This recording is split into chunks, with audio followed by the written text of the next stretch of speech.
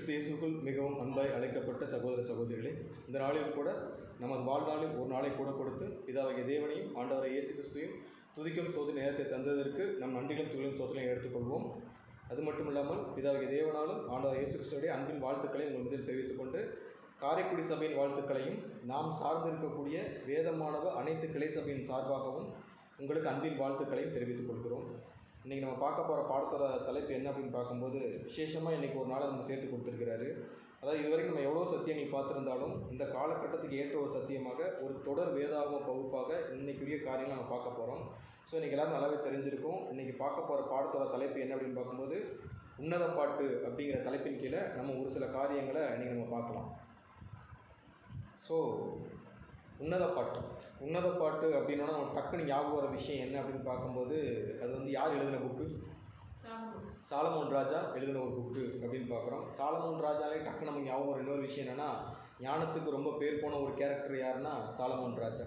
So அவர் எழுதின ஒரு சில புத்தகங்களில் இதுவும் ஒன்று. என்னென்ன எழுதியிருக்காருன்னா, நீதிமொழி எழுதியிருப்பார், பிரசங்கி எழுதியிருக்கிறாரு, அதுக்கடுத்து உன்னத பாட்டு எழுதியிருப்பார், ஒரு சில சங்கீதங்கள் எழுதியிருப்பார். இதில் நீதிமொழிகளும் பிரசங்கியும் பார்த்தோம் அப்படின்னா அது ஒரு டைப் ஆஃப் அட்வைஸ் ஓரியன்டாக போகும். அதே மாதிரி பிரசங்கி பார்த்தோம்னா அவர் லைஃபோட எக்ஸ்ட்ரீமில் எக்ஸ்பீரியன்ஸ்லேருந்து எது நல்லது எது கெட்டது எதை எப்படி செய்யணும் செய்யக்கூடாது அப்படிங்கிற மாதிரி எழுதியிருப்பார். நீதிமொழிகள் பார்த்தோம்னா அட்வைஸ் ஓரியன்டாக எப்படி நடக்கணும் எப்படி நடக்கக்கூடாது அப்படிங்கிற ஓரியன்ட் எழுதியிருப்பார். பட் இந்த ரெண்டு புக்குலையும் மொத்தமாக மாறி நிற்கிற ஒரு புக்கு என்ன அப்படின்னு பார்க்கணும், இந்த உன்னத பாட்டு புக்கு எப்படின்னு பார்த்தோம்னா மற்ற ரெண்டு புக்லேயுமே ஒரு மாதிரியான ஒரு அட்வைஸ் டோன்லேயே தான் இருக்கும். ஆனால் இந்த ஒரு புக்கில் எந்த ஒரு அட்வைஸுமே இருக்காது. அவருக்கும் அவருடைய மனைவிக்கும் நடுவில் நடந்தக்கூடிய ஒரு உரையாடல் மாதிரியான ஒரு புத்தகமாக தான் எது எழுதியிருப்பார்னா இந்த புத்தகத்தை எழுதியிருப்பார். பைபிளில் உன்னத பாட்டுக்கு இன்னொரு இம்பார்ட்டன்ஸ் என்ன இருக்குது அப்படின்னு பார்த்தோம்னா, ஒரு இம்பார்ட்டன்ஸ் இருக்குது. என்னென்னா, மற்ற எல்லா புத்தகங்களுக்கும் இல்லாத ஒரு வித்தியாசம் என்ன அப்படின்னா, உன்னத பாட்டு மட்டும் யூனிக்கான ஒரு புக்கு. மற்ற எல்லா புக்குக்கும் மற்ற புக்குகளோட ஏதோ ஒரு தொடர்பு இருந்துகிட்டே இருக்கும், ஒரு கனெக்ஷன் அப்படின்னு இருக்கும். அதே மாதிரி உன்னத பாட்டு பேசின விஷயங்களை மற்ற புக்குகள்லாம் விரிவாக பேசியிருக்குமா அப்படின்னு கேட்டால் அதுவுமே கிடையாது. உன்னத பாட்டு மட்டும் ஒரு பர்டிகுலர் ஒரு கான்செப்டை எடுத்துகிட்டு அதை ப்ரீஃபாக பேசின ஒரு புக்கு என்னென்னா உன்னத பாட்டு புக்கு. உன்னத பாட்டுக்கு மட்டுமே இருக்கக்கூடிய இன்னொரு டிஃப்ரெண்ட்டான ஒரு விஷயம் என்ன அப்படின்னு பார்க்கும்போது, எஸ்தருக்கும் உன்னத பாட்டுக்கும் ஒரு ஒற்றுமை இருக்குது. என்ன அப்படின்னு பார்த்தோம்னா, எஸ்தர்லேயுமே பிதாவாகிய தேவனை குறித்து எந்த ஒரு பதிவுமே இருக்காது. அதேமாதிரி உன்னத பாட்டு புக்குலேயுமே எந்த ஒரு பதிவுமே இருக்காது. ஏன் இருக்காது அப்படின்னு பார்க்கும்போது, அந்த புக்கும் சரி இந்த புக்கும் சரி ஒரு தனியான ஒரு ட்ராக். அந்த புக்கிலையுமே கூட வேறு எந்த ஒரு சம்பவமே வராது. ஒரு ஆர்டராக ஆரம்பித்து எஸ்தரோட லைஃபு எப்படி வந்தாங்க, எப்படி நடந்துச்சு, எப்படி முடிஞ்ச அப்படி ஒரு ஆர்டராக இருக்கும். அதே மாதிரி உன்னத பாட்டு ஒரு கணவன் மனைவி சம்மந்தப்பட்ட விஷயங்களை மட்டுமே இருக்கிறதுனால இங்கே பிதாவாகிய தேவன் குறித்த எந்த ஒரு பதிவுமே இருக்காது. ஏன் இருக்காது அப்படின்னு பார்த்தோம்னா, இது இவங்க ரெண்டு பேர் சம்மந்தப்பட்ட வாழ்க்கையில் நடக்கக்கூடிய விஷயங்களை மட்டுமே எழுதியிருக்க ஒரு புக்கு தான். அதாவது இதிலிருந்து நம்ம எப்படி தேவனை அடைய போகிறோம் அப்படிங்கிறது ஓரியண்டாக எழுதின புக்கு தான் என்ன அப்படின்னு பார்க்கும்போது உன்னத பாட்டு புக்கு.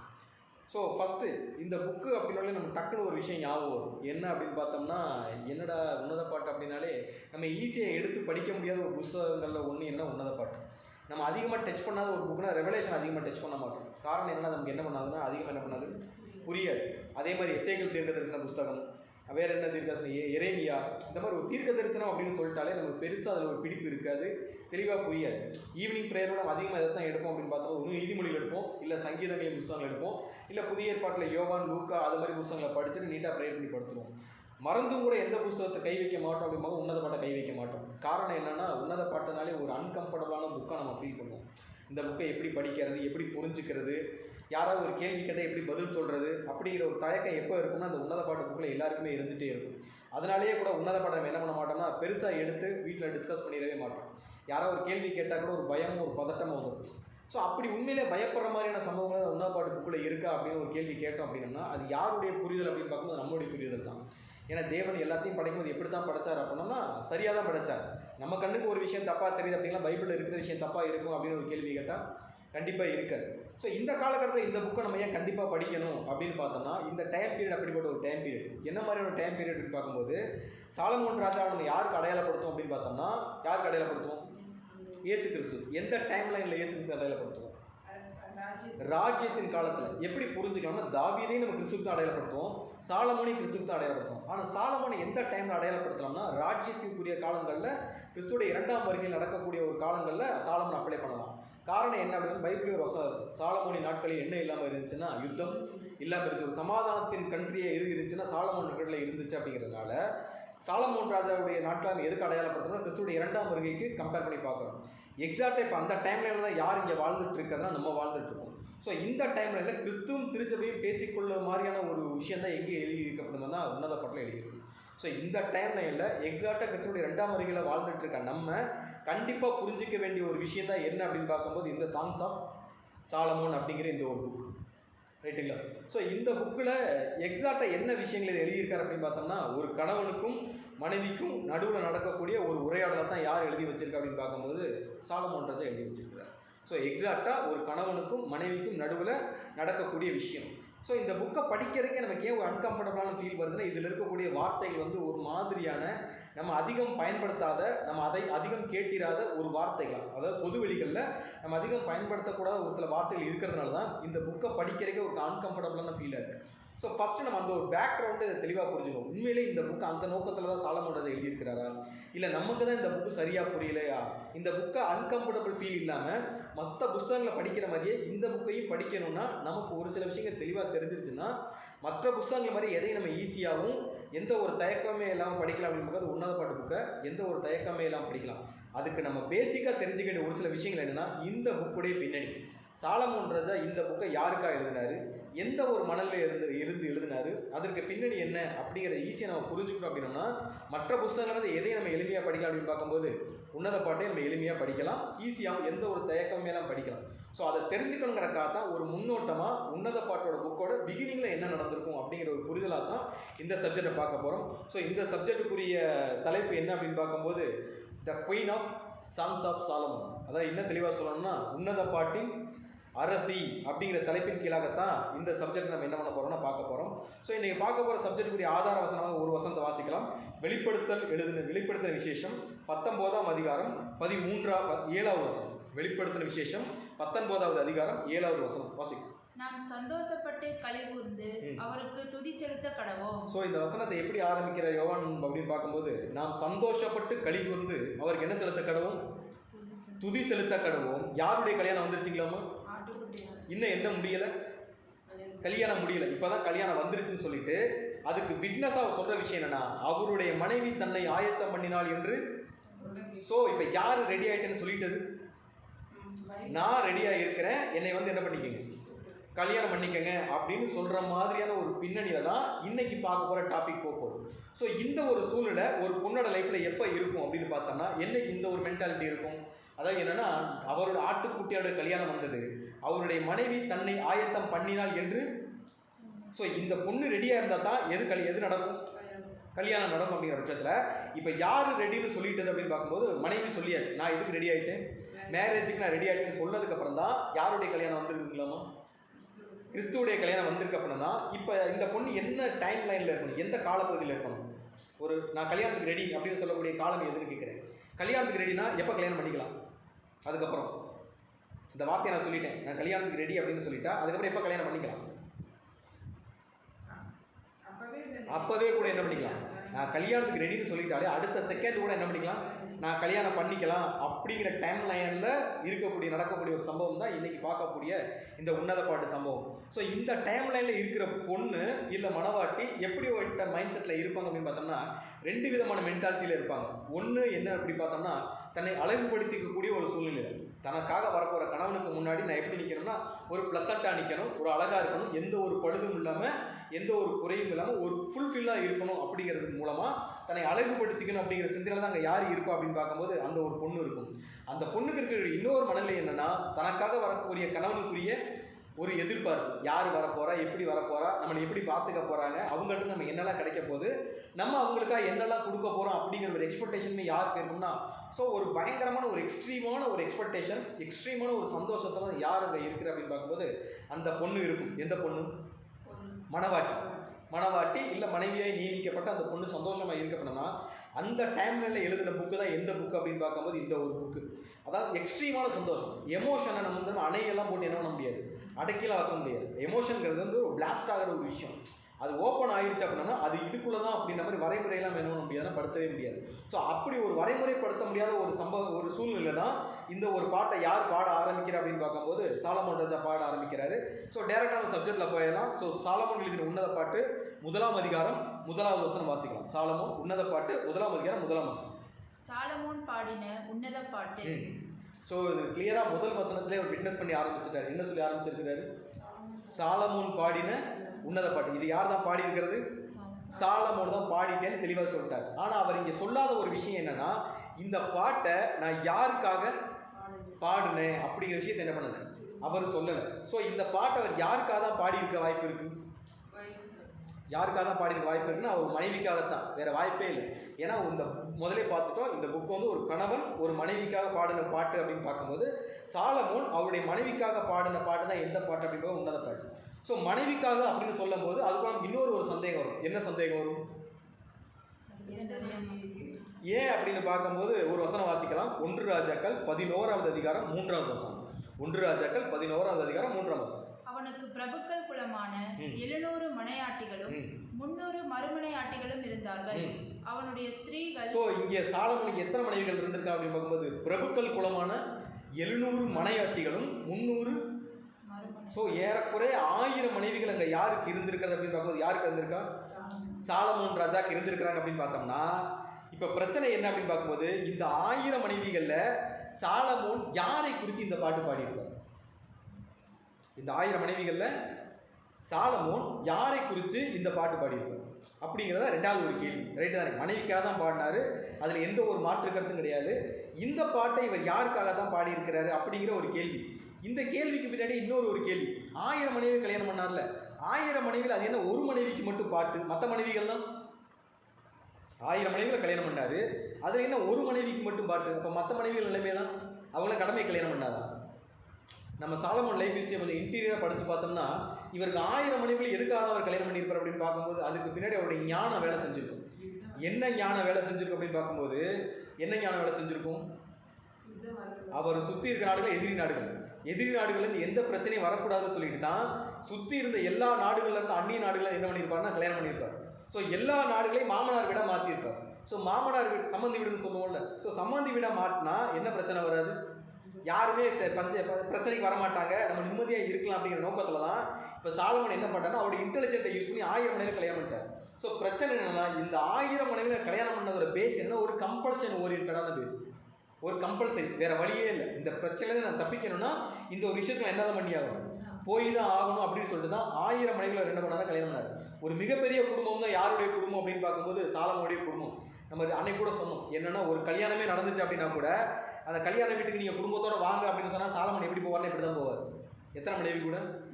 ஸோ இவருக்கு மட்டுமே தனியாக ஒரு விருந்து மேடை அமைச்சு சாப்பாடு போகிற அளவுக்கு ஒரு பெரிய ஃபேமிலி தான் யாருடைய ஃபேமிலினா சாலமோனுடைய ஃபேமிலி. அவ்வளோ பெரிய குடும்பம். ஏறக்குறைய 1000 மனைவிகள் யாருக்கு இருந்துச்சுன்னா சாலமோனுக்கு இருந்துச்சு அப்படின்னா இப்போ பிரச்சனை என்ன அப்படின்னு பார்க்கும்போது இந்த 1000 மனைவிகளில் சாலமோன் இந்த பாட்டை எக்ஸாக்டாக யாருக்கு எழுதினார் அப்படிங்கிறத கேள்வி. ஏன்னா பிரச்சனை என்னன்னா 1000 மனைவிகள் இருக்காங்க, 700 மனைவிகள் 300 மறுமனையாட்டிகள் இருக்கிறாங்க அப்படிங்கிற பட்சத்தில் எக்ஸாக்டாக சாலமோன் இந்த பாட்டை யாருக்காகத்தான் பாடினார் அப்படிங்கிற ஒரு கேள்வி. காரணம் என்னன்னா அவர் ஒரு ஆளுக்காக தான் பாடியிருக்கிறார். ஏன்னா மனவாட்டின்னு தான் சொல்லியிருக்காரு, அவருடைய மனைவிகள்னு அவர் என்ன பண்ணல சொல்லலை. ஸோ எக்ஸாக்டாக ஒரு ஆளுக்கு தான் பாடியிருக்காருன்னா இந்த 1000 மனைவிகளில் அந்த ஒரு ஆள் யார்? ஏன் அந்த ஒரு ஆளுக்காக பாடணும் அப்படின்னா நம்ம முதலே பார்த்துட்டோம் 1000 பேர் ஏன் கல்யாணம் பண்ணாருன்னா ஒரு கம்பல்ஷன் ஓரியன்டாக, ஒரு கம்பல்சரி, வேறு வழியே இல்லை இவருக்கு. இந்த பிரச்சனையை சால்வ் பண்ணணும், அதாவது எதிரி நாடுகளுக்கு நடுவில் இருக்கக்கூடிய பிரச்சனையை பகைய முடிவுக்கு கொண்டு வரணும்னா அவங்க நாடுகளோட நட்புறவை ஏற்படுத்திக்கிற நோக்கத்தோட தான் அந்த கல்யாணம் பண்ணார்னா அப்போ அவர் விரும்பி கல்யாணம் பண்ணது யார் மட்டும்தானா? யாரோ ஒரு பொண்ணை மட்டும்தான், யாரோ ஒரே ஒரு கேரக்டர் மட்டும்தான் அப்படின்னு பார்க்கும்போது யார் அந்த கேரக்டர் அப்படிங்கிறத அவரே சொல்லியிருக்கிறார். எங்கே சொல்லியிருக்கிறார் அப்படின்னு பார்க்கும்போது உன்னத பாட்டு 6வது அதிகாரம் 13வது வசனம். திரும்பி வா சூலமித்தியே. ஸோ அங்கே தான் அவர் முத அந்த பொண்ணு யாருங்கிறத எங்கே விட்னஸ் பண்ணுறாரு அப்படின்னு பார்க்கும்போது உன்னத பாட்டு 6வது அவரே ரிவீல் பண்ணுவார். யாருக்கு அந்த பாட்டை பாடிட்டு இருக்கிறாரு? சூலமித்தியை பார்த்து என்ன பண்ணியிருக்காங்க? இந்த பாட்டு பாடிட்டு இருக்கிறார். ஸோ நமக்கு டக்குனு ஒரு சந்தேகம் வரலாம், யார் இந்த சூலமித்தி, யார் இந்த சூலமித்தி அப்படின்னு நமக்கு ஒரு கேள்வி வரலாம். ஸோ இந்த கேள்விக்கு பதிலாக இதை குறித்து ஆராய்ச்சி வேத வல்லுநர்களை என்ன தகவல் சொல்கிறாங்க அப்படின்னு பார்க்கும்போது ஆக்சுவலாக சூலமித்தி அப்படிங்கிறது அந்த அம்மாவோட பேர் கிடையாது. என்ன கிடையாது? அந்த அம்மாவோட எக்ஸாக்டான நேம் என்ன கிடையாதுன்னா சூலமித்தி கிடையாது. ஸோ சூலமித்தி அப்படிங்கிறது என்ன அப்படின்னு பார்க்கும்போது ஒரு அடையாள பெயர். என்ன பேர்? ஒரு அடையாள பெயர். வேதத்தில் அடையாள பெயர்களால் அழைக்கப்பட்ட ஒரு சிலர் அப்படின்னு பார்க்கும்போது நமக்கு தெரிஞ்ச ஒரு கேரக்டர் என்னன்னா சூனேமூரால் அப்படிங்கிற ஒரு கேரக்டர், சூனேமியால் அப்படிங்கிற ஒரு கேரக்டரை பார்த்துருக்கோம். அந்த அம்மாவோட ஊர் என்னன்னா சூனேமூர், அந்த ஊரை சார்ந்த பெண் அப்படிங்கிறனால சூனேமியால் அப்படின்னு ஒரு பேர் இருக்கும். அதே மாதிரி யூதாஸ் காரியத்தோட பேர் யூதாஸ் காரியோ, அவருடைய பேரோட விளக்கம் நம்ம கேள்விப்பட்டிருவோம். காரியோத் ஊரானாகிய யூதா. அதாவது ஸ்காரியோத் அப்படிங்கிற ஊரை சேர்ந்தவன் தான் யூதா அப்படிங்கிறத அடையாளப்படுத்துறதுக்காக சொல்லப்பட்ட பேர் என்னன்னா யூதா ஸ்காரியோத் அப்படிங்கிறது. இந்த சூலமித்தி என்னதான் அப்படின்னு பார்க்கும்போது இதுவும் ஒரு அடையாள பெயர் தான். இது அந்த அம்மாவுடைய ஒரிஜினல் பெயர் இல்லை. ஸோ இந்த சூலமித்தி அப்படிங்கிற பேருக்கு என்ன அர்த்தம் அப்படின்னு பார்த்தோம்னா சூனேம் ஊர் அப்படிங்கிறதா என்ன அர்த்தம்னா, அதாவது சூனேம் ஊரை சார்ந்த ஒரு பெண் அப்படிங்கிறத அடையாளப்படுத்தக்கூடிய ஒரு விஷயமா இருக்குது. ஸோ இந்த சூனேம் ஊர் எங்கே இருக்குது அப்படின்னு பார்க்கும்போது இஸ்ரேல் தேசத்தில் இருக்கக்கூடிய ஊரில் ஒரு ஊர் தான் என்னென்னா ஒரு சின்ன ஊர். எந்த ஊர் அப்படின்னு பார்க்கும்போது இந்த சூனேம் அப்படிங்கிற ஊர். எக்ஸாக்டாக இந்த ஊர் யாருக்கு சொந்தமான ஊர் அப்படின்னு பார்க்கும்போது நம்ம இஸ்ரேல் ஜனங்கள்லாம் எகிப்தில் இருந்து வனாந்தர வழியாக கானானுக்கு போனதுக்கப்புறம் அவங்களுக்கு தேசங்களை பங்கிட்டு கொடுத்தாங்க. நம்ம எல்லாருமே ஞாபகம் இருக்கும். ஸோ அந்த பங்கிட்டு கொடுத்த சமயத்தில் ஒரு குரூப்புக்கு பிரித்து கொடுத்த ஊரில் ஒரு ஊர் தான் என்னன்னா இந்த சூனேம் ஊர். ரைட்டுங்களா? ஸோ எந்த சோத்திரம் அப்படின்னு பார்க்கும்போது நம்ம இன்னொரு வசனம் வாசிக்கலாம். யோசுவா 19வது அதிகாரம் 18வது வசனம். யோசுவா 19:18. இசக்கார் புத்திரருக்கு அவர்கள் வம்சங்களின்படி கிடைத்த எல்லை எஸ்ரேல், கெசுல்லோத், சூனேம். ஸோ 3 ஊர் என்னன்னா எஸ்ரேல், கெசுல்லோத், சூனேம் அப்படிங்கிற ஊரை யாருக்கு கொடுத்துருக்காங்க? இசக்கார் புத்திரத்துக்கு பிரித்து கொடுக்கப்பட்ட பட்டணங்களில் எது ஒன்றுனா இந்த சூனேம் அப்படிங்கிற ஒரு ஊர். ஸோ இந்த ஊரை சேர்ந்த ஒரு பொண்ணு தான் யார் அப்படின்னு பார்க்கும்போது இந்த சூலமித்தி அப்படிங்கிற கேரக்டர். ஸோ இந்த சூலமித்தி யார்? இப்போ இந்த பொண்ணு எந்த கோத்திரத்தை சேர்ந்த பொண்ணு கிடையாது. இப்போ சாலமோன் எந்த கோத்திரத்தை சேர்ந்தவர்? யூதா கோத்திரத்தை. சாலமோன் சரி தாவீது படிச்சிருக்கோம். யூதா கோத்திரத்து வேர் அப்படின்னு படிச்சிருக்கோம். யூதா ராஜா அப்படின்னு படிச்சிருக்கோம். யாருன்னா தாவீது ராஜா அப்படின்னு படிச்சு பார்த்துருக்கோம். ஸோ தாவீதோட பையன் சாலமோன் அவர் எந்த கோத்திரத்தை சேர்ந்தவர் அப்படின்னு பார்க்கும்போது யூதா கோத்திரத்தை சேர்ந்த நபர் தான். இவங்க லைஃபுக்குள்ள சம்பந்தமே இல்லாம ஒரு கோத்திரத்துக்குள்ள இருந்து இந்த சூலமித்தியால் எப்படி உள்ள வந்தாங்க? இவங்க சம்மந்தமே இல்லாமல் எப்படி இவரோட லைஃப்குள்ளே உள்ளே வந்தாங்க? இவங்க 2 பேருக்கு நடுவில் இருக்கக்கூடிய அன்பு எந்த அளவுக்கு எப்படி டெவலப் ஆச்சு? இவங்க 2 பேருக்கு நடுவில் எந்த மாதிரியான அன்பு இருந்துச்சு அப்படிங்கிற பேஸ் பண்ணி தான் பார்க்க போகிறோம். ஸோ நம்ம அந்த விஷயத்தை நம்ம பிரேக் பண்ணணும்னா நம்ம முதல்ல கண்டுபிடிக்க வேண்டிய விஷயம் என்னங்கும்போது யார் இந்த சூலமித்தி? யார் இந்த பொண்ணு?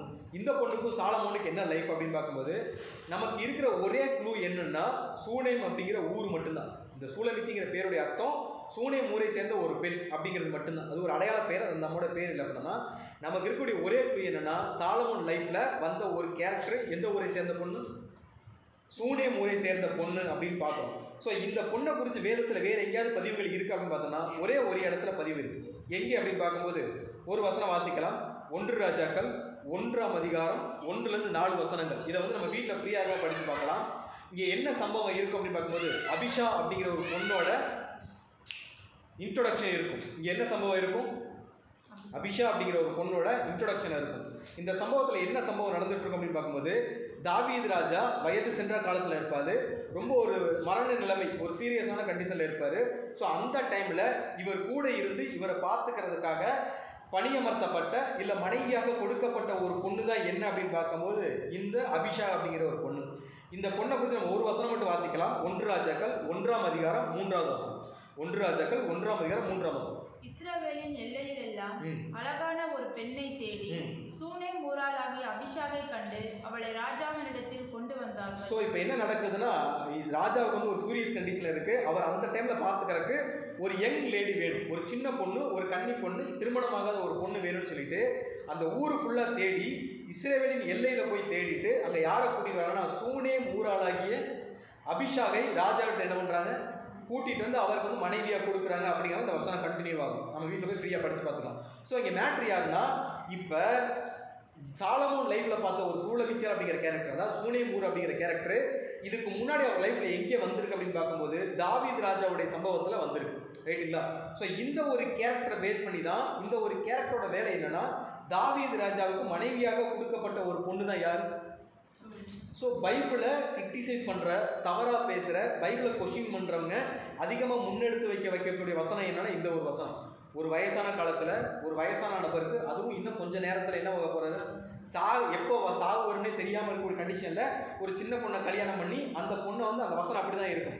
தாவீது ராஜாவுக்கு சூடு உண்டாக்குவதற்காக அப்படி நம்ம வசனம் பில்ட் ஆகும். ஸோ அந்த ஒரு காரணத்துக்கு கொண்டு கொடுத்துருக்கீங்களே அப்படிங்கிற மாதிரி அந்த பைபிளை கிரிட்டிசைஸ் பண்ணவங்க சொல்லக்கூடிய ஒரு விஷயம் தான் இல்லைன்னா இந்த ஒரு விஷயம். ஆனால் உண்மையிலேயே தாவீது ராஜாவுக்கு இந்த பொண்ணு மனைவியாக இருந்தாங்களா அப்படின்னு ஒரு கேள்வி கேட்டோம்னா இந்த பொண்ணு தாவீது ராஜாவுக்கு என்னவா இல்லை?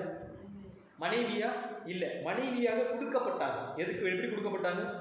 தாவீது ராஜாவுக்கு மனைவியாக கொடுக்கப்பட்டாங்க. ஒரு பொண்ணை ஒரு ஆணுக்கு மனைவியாக கொடுக்குறாங்க அப்படின்னா அந்த பொண்ணை மனைவியை யார் தான் அக்செப்ட் பண்ணிக்கணும்? யார் அக்செப்ட் பண்ணிக்கணும்? அந்த பர்டிகுலர் பர்சன், அந்த கணவனாய் நியமிக்கப்பட்ட அந்த ஒரு நபர் ஏற்றுக்கொண்டால் மட்டும்தான் அந்த பொண்ணு என்னது? மனைவி. இல்லைன்னா ஊரில் எத்தனை பேர் சொன்னாலும் அந்த பொண்ணு என்னவாயிட முடியாது? மனைவியாகவே முடியாது. ஸோ இந்த பொண்ணை நம்ம நினச்சிட்டு இருக்கோம் தாவீது ராஜா மனைவியை ஏற்றுக்கிட்டார் அப்படின்னு சொல்லிட்டு. ஆனால் இந்த பொண்ணு அங்கே பார்த்த வேலை என்ன அப்படின்னு பார்க்கும்போது ஒரு பணிவிடை பெண். இன்னும் தெளிவாக சொல்லணும்னா ஒரு நர்ஸாக தான் இந்த அம்மா அங்கே என்ன பண்ணியிருக்கு.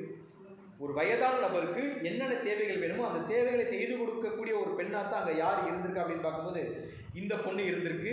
இந்த பொண்ணு இருந்த இந்த சூழ்நிலையில் தாவீது ராஜா இப்போ என்ன ஆயிட்டார்? தாவீது ராஜா என்ன ஆயிட்டார்? மரணத்துக்குள்ளே போயிட்டார். அதுக்கப்புறம் அவரோட கோர்ஸ் முடிஞ்சிருச்சு. இப்போ அந்த இடத்துக்கு யாருன்னா சாலமோன் வந்துட்டார். ஆனால் இந்த இடத்துல ஒரு பிரச்சனை வரும். இந்த இடத்துல இவங்க 2 பேருக்கு நடுவில், அதாவது சாலமோனுக்கும் தாவீதுக்கும் அபிஷாவுக்கும் நடுவில், அதாவது இந்த சூலமித்தி அப்படிங்கிற கேரக்டருக்கும் நடுவில் வர இன்னொரு கேரக்டர் யார் அப்படின்னு பார்த்தோம்னா அதோனியா அப்படின்னு ஒரு கேரக்டர் வருவார். யார் இந்த அதோனியா? இவரும் யாருன்னா தாவீதோட பையன், சாலமோனுடைய சகோதரன். இந்த சேட்டை பார்த்தா நமக்கு புரியும் இது என்ன அப்படின்னு பார்க்கும்போது தாவீதோட குடும்ப வரைபடம். இதில் சாலமோட பேர் எங்கே இருக்குன்னு பார்த்தோம்னா கடைசியே இருக்கும். அதுக்கு மேலேயே நிறையா பேர் வரும். அவங்கெல்லாம் யார் தானே? தாவீதுடைய பசங்களுடைய பேர், தாவீதோட பசங்களுடைய பேர், அவங்களுடைய வம்சாவளியுடைய பேர்லாம் அதில் எல்லாமே இருக்கும். இதில் இருக்கக்கூடிய ஒரு கேரக்டர் தான் யாருன்னா இந்த அதோனியா. ஸோ இந்த அதோனியா யார் அப்படின்னு பார்க்கும்போது ராஜ்யபாரத்துக்காக காத்துக்கிட்டு இருந்த ஒரு கேரக்டர். எதுக்காக காத்துக்கிட்டு இருந்த ஒரு கேரக்டர்? ராஜ்யபாரத்துக்காக. இவருடைய சகோதரன் நமக்கு தெரியும் யாருன்னா அப்சலோம்னு ஒரு கேரக்டர் கேள்விப்பட்டிருக்கோம். அப்சலோமும் அதோனியாவும் சகோதரர்கள். ஆக்சுவலாக அப்சலோம் தான் தாவீதுடைய ராஜ்யபாரத்துக்கு வர வேண்டிய கேரக்டர். நம்ம அந்த சம்பவம்லாம் படிச்சிருப்போம். தாவீது சின்ன வயசுல ராஜாவாக இருக்கும்போதே அப்சலோம் வந்து ரொம்ப அழகாக இருந்த ஒரு கேரக்டர். ராஜ்யபாரத்துக்காக போட்டி போட்டிருந்த ஒரு கேரக்டர். தனக்காக ஒரு டீமை ஆர்கனைஸ் பண்ணி ஒரு படையை சேர்த்துக்கிட்டு மக்களுக்கு முன்னாடி நியாய தீர்ப்பு பண்ணிக்கிட்டு இருந்த ஒரு கேரக்டர். ஒருவேளை அந்த டைமில் தாவீது ராஜாக்கு ஏதோ ஒரு பிரச்சனை வந்துருந்துச்சு, நாங்கள் யார் தான் அந்த போஸ்ட்டில் உட்காந்துருக்கலாம்? அப்சலோம் தான் உட்காந்துருக்கணும். அப்படி ஒரு சம்பவத்தில் அவர் வாழ்க்கையில் ஒரு தவறான ஆலோசனையினால அவர் விழுந்து போயிடுவார். ஒரு மரணத்துக்குள்ள, ஒரு போரில் மரணத்துக்குள்ள போயிடுவார். அந்த சம்பவம் நம்ம நிறையா படிச்சிருக்கோம். அதுக்கு அடுத்து அந்த சேருக்கு யார் ரெடியாக இருந்தாலும் அதோனியா அப்படிங்கிற ஒரு கேரக்டர் என்ன பண்ணி ரெடியாக இருக்கிறார். ஏன்னா அப்சலோமோட தம்பி தான் யார்? சாரி, அப்சலோமுடைய சகோதரர் தான் அதோனியானா. இப்போ அதோனியாவுக்கு அந்த போஸ்ட் போயிருச்சுன்னா அந்த இடத்துக்கு யார் வந்துட்டா அப்படின்னா அதோனியா வந்துடுவார். அப்சலோமுக்கு அந்த பொறுப்பு போயிருச்சுன்னா அந்த இடத்துக்கு அதோனியா வந்துடுவார். இப்போ அதோனியாவுக்கு தான் நியாயப்படி என்ன கிடைக்கணும்? ராஜ்யபாரம் கிடைக்கணும். அந்த ஒரு சூழ்நிலையில் உள்ள என்ட்ரி ஆகிற கேரக்டர் யாருன்னா பத்சேபால் அப்படிங்கிற கேரக்டர் உள்ளே வருவாங்க. ஸோ இந்த அம்மா என்ன நினைச்சிருவாங்க அப்படின்னு பார்க்கும்போது பத்சேபால் வந்து இப்போ வரைக்கும் ஆத்தரைஸான மனைவின்னு சொல்ல முடியாது. ஏன்னா அவர் யாருடைய மனைவினா உரியாவோட மனைவியாக இருந்து தாவீதுடைய பாவத்தினால தாவீதுக்கு மனைவி ஆயிடுவாங்க. அதுக்கப்புறம் தான் சாலமோன்லாம் பிறந்து வருவார். இதுக்கு முன்னாடியே நிறையா பசங்க இருந்ததுனால நம்ம லாஜிக்கலாகவே என்னென்னா ஒரு பொறுப்பு வந்து அடுத்து யாருக்கு போனால் மூத்த பையனுக்கு தான் போகும். ஸோ அந்த இடத்துல இருக்கிறது யாரும் அதோனியா இருப்பார். ஆனால் அதோனியாவுக்கு பொறுப்பு போச்சுன்னா நானும் என்னுடைய குடும்பமும் எங்கே வந்து பரதேசிகளாக போயிடும் அப்படின்னு சொல்லிட்டு ஒரு தீர்க்கதரிசியின் ஆலோசனை மூலமாக பத்சேபால் வந்து இப்போ யார்கிட்ட பேச ஆரம்பிச்சிருவாங்கன்னா தாவீது ராஜா பேச ஆரம்பிச்சிருவாங்க. நான் உங்களை நம்பி தானே வந்தேன், இந்த ராஜ்யபாரம் யாருக்கு தான் கிடைக்கணும்? என் பையனுக்கு தான் கிடைக்கணும், சாலமோனுக்கு தான் கிடைக்கணும்னு ஆர்கியூ பண்ணி தாவீதுலேருந்து ஒரு வாக்கு தத்தத்தை வாங்கி யார் இப்போ ராஜாவாயிருவா அப்படின்னு பார்க்கும்போது யார் ராஜாவாயிருவார்? சாலமோன் ராஜாவாயிருவார். சாலமோன் ராஜாவானதுனால அதோனியாவுக்கு பயங்கர ஷாக். ஏன்னா நியாயப்படி யாருக்கு தான் வந்திருக்கணும்? எனக்கு தான் வந்திருக்கணும். சம்மந்தமே இல்லாத ஒரு கேரக்டருக்கு என்ன போயிருச்சுன்னா அந்த ஒரு பொறுப்பு போயிடுச்சுன்னு சொல்லிட்டு அதோனியாவுக்கு பயங்கர ஷாக். இப்போ அதோனியாவுக்கு இப்போ ஒன்றுமே கிடையாது. ஸோ இப்போ அதோனியாவோட கண் யார் பக்கம் போயிருன்னா அந்த அபிஷா அப்படிங்கிற கேரக்டர் பக்கம் போயிடும். ஸோ ஏன்னா அபிஷா வந்து மிகவும் அழகுள்ள ஒரு பெண், நல்ல குணசாலியான ஒரு ஸ்திரீ அப்படிங்கிறதுனால அதோனியா பக்கம் அந்த பார்வை போயிடும். உடனே இப்போ அதோனியா வந்து என்ன பண்ணுவார் அப்படின்னு பார்க்கும்போது பத்சேபால்ட்ட ஒரு ரெக்வஸ்ட் கொண்டே வைப்பார். யார்கிட்ட? ஸோ பத்சேபால்ட்ட ஒரு ரெக்வஸ்ட் கொண்டே வைப்பார். என்ன ரெக்வஸ்ட் கொண்டே வைப்பார் அப்படின்னு பார்க்கும்போது ராஜ்யபாரம் நியாயப்படி எனக்கு தான் கிடைக்க வேண்டியதாக இருந்துச்சு, அது இப்போ யாருக்கு கிடைக்கல? எனக்கு கிடைக்கல. அது யாருக்கு போயிருச்சுன்னா உங்கள் பையன் யாருக்கு? சாலமோனுக்கு அந்த பொறுப்பு போயிருச்சு. இனிமேல் எனக்கு அது கிடைக்கவே கிடைக்காது. ஏன்னா அந்த வசனத்தை அப்படி தான் அவர் ஆரம்பிப்பார். ராஜ்யபாரம் சாலமோனின் கையில் ஸ்திரப்பட்டது அப்படின்னு ஆரம்பிப்பார். அவர் இப்போ ரொம்ப ஸ்ட்ராங்காக உட்காட்டேன், இனி அவரை என்னால் என்ன பண்ண முடியாது, அசைக்கவே முடியாது அப்படிங்கிற கண்டிஷன் நான் வந்துட்டேன். அதனால எனக்கு என்ன ஒரு ஆசை அப்படின்னு பார்க்கும்போது இந்த அபிஷாக் எனக்கு என்ன பண்ணி கொடுங்க, கல்யாணம் பண்ணி கொடுங்க அப்படின்னு யார்கிட்ட போய் ரெக்வஸ்ட் பண்ணுவார் அப்படின்னு பார்க்கும்போது பத்சேபால்ட்ட போய் ரெக்வஸ்ட் பண்ணார். இந்த சம்பவத்தை நம்ம எங்கே வாசிக்கலாம் அப்படின்னு பார்க்கும்போது 1 ராஜாக்கள் 2ஆம் அதிகாரம் 12 to 18 வசனங்கள் வரை வாசிக்கலாம். எங்கே வாசிக்கலாம்?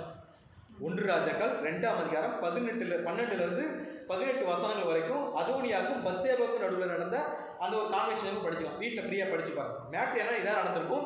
எனக்கு இப்போ யார் கல்யாணம் பண்ணி வைங்க, அபிஷாவை கல்யாணம் பண்ணி வைங்க அப்படின்னு சொல்லிட்டு ரொம்ப எக்ஸைட்டாக யார் கேட்பா அப்படின்னு பார்க்கும்போது அதோனியா கேட்பார். ஏன்னா அபிஷா அந்த அளவுக்கு அழகுள்ள ஒரு பெண், நல்ல குலசாணியான ஒரு பெண், அவளை நான் திருமணம் பண்ணிக்கணும்னு ஆசைப்படுறேன்னு சொல்லிட்டு யார் ரெக்வஸ்ட் பண்ணுவானா அதோனியா போய் பத்சேபாவை ரெக்வஸ்ட் பண்ணுவார். இப்போ பத்சேபாலும் போய் யார்கிட்ட பேச ஆரம்பிப்பா அப்படின்னு பார்க்கும்போது யார்கிட்ட பேச ஆரம்பிப்பாங்க, ராஜாட்ட போய் பேச ஆரம்பிப்பாங்க. யார் ராஜா? தாவீது ராஜாட்டையா? சாலமோன். இப்போ ராஜாவை யாருன்னா சாலமோன் இருப்பாரு. ஸோ சாலமோன்ட்ட போய் பேச ஆரம்பிப்பாங்க. இந்த மாதிரி அதோனியாக்கு ராஜ்யபரம் கிடைக்க வேண்டியதாக இருந்துச்சு, நம்ம என்ன பண்ணிட்டோம், ராஜ்யபரத்தை நம்ம வாங்கிட்டோம், நீ ராஜாவாயிட்ட ரொம்ப செட்டில்ட் ஆகிட்ட, இப்போ உனக்கு மனைவிகளும் இருக்கிறாங்க, அவன் என்ன ஆசைப்படுறான் அப்படின்னா அபிஷாகை மட்டும் கல்யாணம் பண்ணி கொடுங்கன்னு ஆசைப்படுறான், அதுக்கு மட்டும் என்ன பண்ணணும், பர்மிஷன் கொடுக்கணும் அப்படின்னு போய் யார் ரெக்வஸ்ட் பண்ணுறதுன்னா யார் ரெக்வஸ்ட் பண்ணுறது, பத்சேபா. பத்சேபாவுக்கும் சாலமோனுக்கு என்ன உறவு முறை, அம்மா உறவு முறை. ஸோ அம்மா வந்து பையன்கிட்ட போய் கேட்குறாங்க, எங்களுக்கு அபிஷா வந்து யாருன்னா அதோனியா உன்னோட சகோதரனை கல்யாணம் பண்ணி கொடு அப்படின்னு கேட்குறாங்க. அந்த அம்மா கேட்டது கரெக்டாக தப்பா? கரெக்டு தான். ஏன்னா பெரிய ஒன்று ராஜ்யபரம் தான் அவனுக்கு கிடைக்கல, ஒரு பொண்ணத்தான் ஆசைப்படுறான், அந்த பொண்ணை என்ன பண்ணணும், கல்யாணம் பண்ணி கொடு அப்படின்னு கேட்குறாங்க. ஆனால் கொஞ்சம் இன்டீரியர் யோசிச்சு பார்த்தோம்னா சாலமோன் நமக்கு யாருக்கு மிகப்பெரிய ஒரு ஞானவன், ரைட்டு தானே? ஸோ அவர் யோசிப்பார் இதில் இருக்கக்கூடிய லாப நஷ்டங்கள் என்ன, சாதக பாதகம் என்னங்கிறத அவர் என்ன பண்ணணும் யோசிச்சு தான் ஒரு முடிவு எடுப்பார் அப்படின்னு பார்க்கும்போது இப்போ அபிஷாவுக்கும் அதோனியாவுக்கும் என்ன உறவு முறை அப்படின்னு நம்ம கொஞ்சம் யோசிக்கலாம். அபிஷாவுக்கும் அதோனியாவுக்கும் என்ன உறவு முறை அப்படின்னு பார்க்கும்போது தாவீதுக்கும் அபிஷாவுக்கும் மக்களுடைய தரப்புல இருந்து பார்த்தா என்ன உறவு முறை, ஹஸ்பண்ட் அண்ட் ஒய்ஃப், கணவன் மனைவி அப்படின்னு பார்க்கும்போது அதோனியா தாவீதுக்கு பையன்னா அபிஷாவுக்கும் அதோனியா என்னதான் முறை வேணும், பையன், சித்தி, ரைட்டு தானே? ஸோ அபிஷாவுக்கு அதோனியா என்ன முறை வேணும்னா சித்தி முறை வேணும். ஸோ இப்போ அதோனியா யாரை திருமணம் பண்ணிக்க ஆசைப்படுறாரு போது தன்னுடைய சித்தி முறையில் இருக்கக்கூடிய ஒரு பொண்ணை கல்யாணம் பண்ணி ஆசைப்படுறாரு. ஸோ இது சாலமோன் ராஜா பண்ணி வைக்கலாமா, பண்ணி வைக்கலாமா கூடாது? கூடாது. சாலமோன் ராஜாக்கு பயங்கர கோபம் வந்து, சாலமோன் ராஜுக்கு பயங்கர கோபம் வந்து அவங்க அம்மா என்ன பண்ண திட்டி அனுப்பி விட்டுருவார்.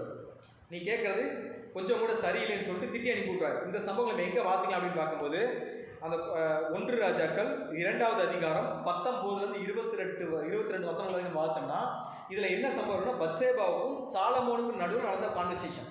அதோனியாக்கு இந்த பொண்ணை கல்யாணம் பண்ணி கூட இந்த அம்மா கேட்கறது, சாலமோன் ராஜா கோவப்பட்டு இந்த அம்மா வந்து அனுப்பி விட்டுருவார். நான் என்ன பண்ணி தரமாட்டேன், கல்யாணம் பண்ணி தரமாட்டேன் அப்படின்னு சொல்லிட்டு இப்போ யார் அந்த பொண்ணை கல்யாணம் பண்ணிக்குவா அப்படின்னு பார்த்தா அதே சாலமோன் ராஜா என்ன பண்ணிக்குவார், கல்யாணம் பண்ணிக்குவார். யாரே கல்யாணம் பண்ணிக்குவா, அந்த அபிஷாக். சாலமோனுக்கு அபிஷாக் என்ன உறவு முறை அப்படின்னு பார்த்தா அவருக்கு என்னதான், சித்தி தான். ஸோ அதோனியாவுக்கு கல்யாணம் பண்ணி வைக்க மாட்டேன்னு சொல்லிட்டு இவரை என்ன பண்ணிக்குவார், கல்யாணம் பண்ணிருப்பார். இவருக்கு ஆல்ரெடி மனைவிகள் என்ன பண்ணுவாங்க, இருப்பாங்க. அப்படிங்கிற சூழ்நிலை இவர் இருக்கிற மனைவிகள் பத்தாதுன்னு இப்போ யாரையும் கல்யாணம் பண்ணிக்கிட்டார் அப்படின்னு பார்க்கும்போது அபிஷாகையும் கல்யாணம் பண்ணிக்குவார். ஸோ அந்த அளவுக்கு ஒரு சுயநலமான ராஜாவா சாலமோன் அந்த அளவுக்கு ஒரு சுயநலமான ராஜாவா அப்படின்னு ஒரு கேள்வி கேட்டோம் அப்படின்னா அதுக்கு பைபிள் ஒரு பதில் சொல்லும். சாலமோன் யார் அப்படின்னு ஒரு கேள்வி கேட்டோம்னா நமக்கு ரொம்ப நல்லாவே தெரியும். அவர் யார் அப்படின்னு பார்க்கும்போது த கிங் ஆஃப் விஸ்டம்னு சொல்லுவாங்க. விஸ்டம்னாலே ஞானம், ஞானத்தின் அரசர் தான் யார் அப்படின்னா ராஜா. அப்படின்னு நம்ம ஒரு கேள்வி கேட்டோம்னா அப்படி கிடையாது. எப்படி சொல்லலாம் அப்படின்னு பார்க்கும்போது இந்த உலகத்தில் இருக்க எல்லாரை விட என்கிட்ட ஒரு விஷயம் அதிகமாக இருந்துச்சுன்னா அந்த விஷயத்துக்கு யார் தான் ராஜானா, நான் தான் ராஜா, ரைட்டு தானே? ஸோ அந்த மாதிரி அன்னைக்கு இருந்த நபர்களில் கிறிஸ்துவை தவிர ஞானத்தில் பீக்கில் இருந்த ஒரு கேரக்டர் யார் அப்படின்னு பார்க்கும்போது சாலமோன் அப்படின்னா ஞானத்திலே அவர் தான் கிங்.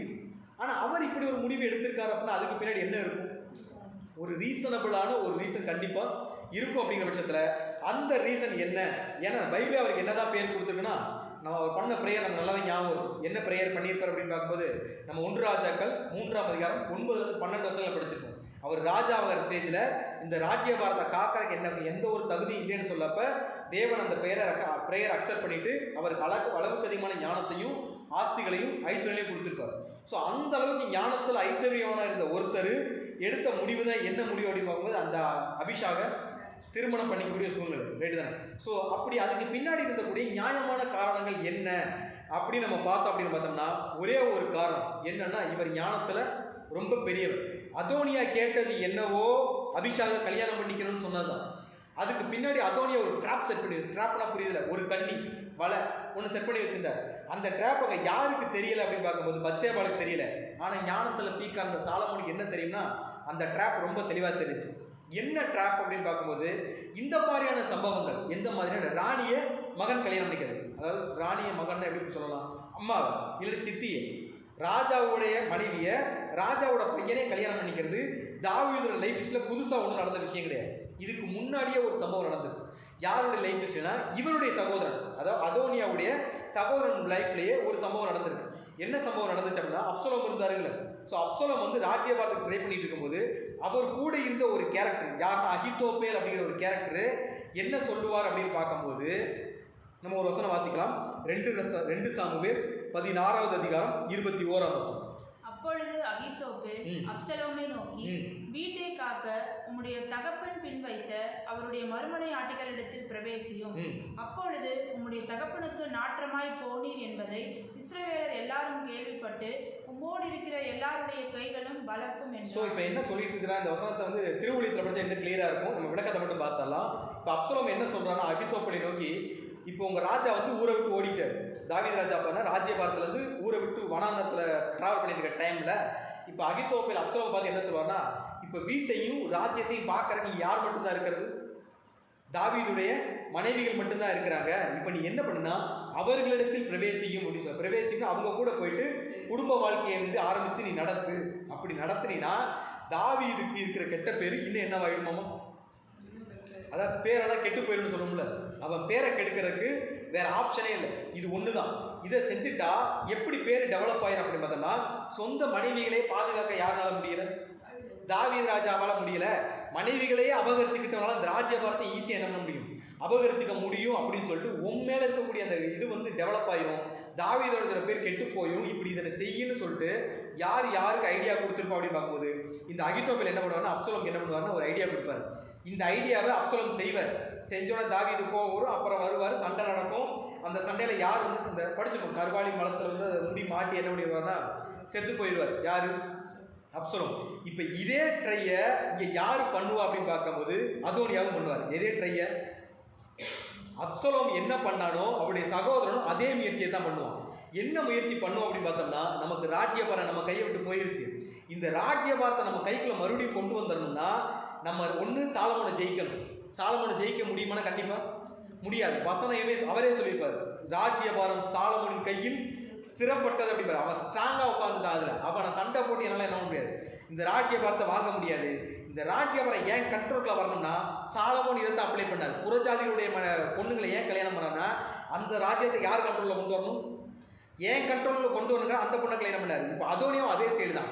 இப்போ அபிஷா யாருன்னா தாவீதுடைய மனைவி, ராணி, குயின், ரைட்டு தானே? இந்த குயினை கல்யாணம் பண்ணிட்டா ஆட்டோமேட்டிக்காக என்னவா மாறிடுவேன்? கிங்காக மாறிடுவேன் அப்படிங்கிற எக்ஸ்பெக்டேஷனில் ஒரு ட்ராப்பை செட் பண்ணி தான் இவர் யாரை கல்யாணம் பண்ண ட்ரை பண்ணுறாருன்னா அபிஷாவை கல்யாணம் பண்ண ட்ரை பண்ணுறார்.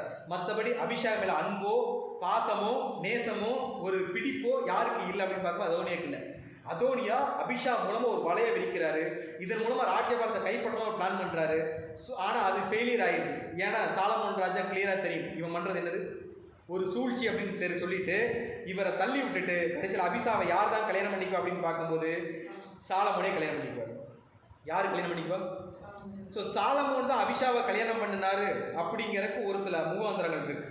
சாலமோனுக்கும் அபிஷாவுக்கும் என்ன உறவு முறைனா என்னதான் உறவு முறை? சித்தி தான், ரைட்டு தானே? சித்தி தான் அப்படிங்கிற பட்சத்தில் அப்போ சித்தியை சாலமோன் கல்யாணம் பண்ணது கூட சரியா அப்படிங்கிறதுனால அதுவும் தப்பு தான். பட் அதுக்கு பைபிளே ஒரு பதில் சொல்லும். என்ன பதில் சொல்லுது அப்படின்னு பார்க்கும்போது ஒரு வசனம் வாசிக்கலாம். 1 ராஜாக்கள் 1வது அதிகாரம் 4வது வசனம். 1 ராஜாக்கள் 1வது அதிகாரம் 4வது வசனம். அந்த பெண் வெகு அழகா இருந்தால் அவள் ராஜாவுக்கு உதவியா. ஸோ இது யாரை பற்றி பேசியிருக்காங்கன்னா அபிஷா குறித்து பேசுகிற விஷயம். ஸோ அந்த பெண் வெகு அழகாக இருந்தால் அவள் ராஜாவுக்கு உதவியாக இருந்து அவனுக்கு என்ன செஞ்சுட்டு இருந்தாங்க? பணிவிடை தான் செஞ்சுக்கிட்டு இருந்தாங்க. ஆனாலும் ராஜா அவளை. ஸோ நமக்கு ஒரு விஷயம் நல்லா தெரிஞ்சுக்கலாம். பைபிளில் அறியவில்லை அறிய வேண்டும் அப்படிங்கிற வார்த்தை எதைத்தான் அடையாளப்படுத்தும்னா அவர்களை சேரக்கூடிய ஒரு நிகழ்வு. அதாவது கணவன் மனைவியாக ஒன்றா இருக்கக்கூடிய நிகழ்வை தான் அடையாளப்படுத்தக்கூடிய விஷயமா இருக்கும். நம்ம லோத்தோட சம்பவம் நிறையா படிச்சிருக்கோம். ஸோ ஆனாலும் ராஜா அவளை அறியவில்லை அப்படின்னா என்ன அர்த்தம் அப்படின்னு பார்ப்பது, தாவீது ராஜா அந்த பொண்ணை என்னவா ஏற்றுக்கல, ஒய்ஃபாக அக்செப்ட் பண்ணலை. அவரை ஒய்ஃபாக யார் தான் கொடுத்தாங்கன்னா அங்கே சுற்றி இருந்த தாவீதின் நலன் விரும்பிகள் தான் அவருக்கு மனைவியாக கொடுத்தாங்க இல்லைய. அந்த பொண்ணை மனைவியை யார் ஏற்றுக்கலை? தாவீது ஏற்றுக்கலைன்னா அந்த பொண்ணு இன்னும் என்னதான் ஒரு பொண்ணு தான், மனைவி கிடையாது. மனைவியை அப்கிரேட் ஆகலை, இன்னும் என்னதான் ஒரு பொண்ணு தான். அப்படின்னா அந்த பொண்ணை யார் வேணால் என்ன பண்ணிக்கலாம், கல்யாணம் பண்ணிக்கலாம் அப்படிங்கிற இடத்துல அந்த பொண்ணு இருந்துச்சு. தாவீது ராஜா மரணிக்கிறதுக்கு முன்னாடி சாலமோனுக்கு நிறைய ஆலோசனை கொடுத்துருப்பார். ஞாபகம் இருக்கும், நீ இவங்களை பக்கத்தில் வச்சுக்க, இவங்களை வச்சுக்காத, இவங்களை கொண்டு போட்டுரு அப்படின்னு நிறைய விஷயம் சொல்லியிருப்பார். மேபி ஒரு வேளை தாவீது ராஜா யாரை பற்றியும் சொல்லியிருக்கலாம். நமக்கு அந்த பைபிளில் விட்னஸ் கிடையாது, நமக்கு ஒரு புரிதலுக்காக இப்படியும் ஒரு வேளை அந்த சம்பவம் என்ன பண்ணிருக்கலாம், நடந்திருக்கலாம். இல்லை இந்த சம்பவத்தை கேள்விப்பட்டு கூட சாலமோன் ராஜா என்ன முடிவு எடுத்துக்கலாம்னா இந்த மாதிரி ஒரு முடிவு எடுத்து இப்போ சாலமோன் ராஜா யாரையே கல்யாணம் பண்ணிட்டார் அப்படின்னு பார்க்கும்போது அபிஷா என்ன பண்ணிட்டாரு, கல்யாணம் பண்ணிட்டார். இப்போ அதோனியா வந்து ராஜ்யபாரத்துக்காகத்தான் யாரை ஃபிக்ஸ் பண்ணனா அபிஷாவை நேசிச்சார். ராஜ்யபாரம் எனக்கு கிடைச்சிருங்கிறக்கா தான் அபிஷாவை கல்யாணம் பண்ணிக்கணும்னு ஆசைப்பட்டார். சாலமோன் ராஜா அதே சிந்தனை தான் ஆசைப்பட்டார். அபிஷா விட்டா அபிஷா வேற யாராவது கல்யாணம் பண்ணிக்குவாங்க, ராஜ்யபாரம் அந்த அம்மா கைக்கு போயிருந்தா சாலமோன் நினைச்சு கல்யாணம் பண்ணாரா? அப்படி கல்யாணம் பண்ண சுயநலம் ஆகிறாரா? ஸோ உண்மையிலேயே சாலமோன் ராஜாக்கு அப்படி ஒரு சிந்தனை இருந்துச்சா அப்படின்னு கேட்டால் கண்டிப்பாக ராஜாவுக்கு அப்படி ஒரு சிந்தனை இல்லை. இதை யார் சொல்லியிருப்பா அப்படின்னு பார்க்கும்போது சூலமித்தியாலே சொல்லியிருப்பாங்க. ராஜாவுக்கும் எனக்கும் இடையே இருக்கக்கூடிய உறவுமுறை எப்படிப்பட்டதுன்னு சொல்லிட்டு அந்த அம்மா சொன்ன விஷயம் என்ன அப்படின்னு பார்க்கும்போது ஒரு வசனம் வாசிக்கலாம். ஸோ அபிஷாவுக்குடைய சிந்தனை யாருக்கு இல்லைன்னா ராஜாவுக்கு அபிஷாவுக்கு கொடுத்த சிந்தனை எப்படி இருந்துச்சு அப்படின்னு பார்க்கும்போது உன்னத பாட்டு 6வது அதிகாரம் 8வது வசனம். உன்னத பாட்டு 6வது அதிகாரம் 8வது வசனம்.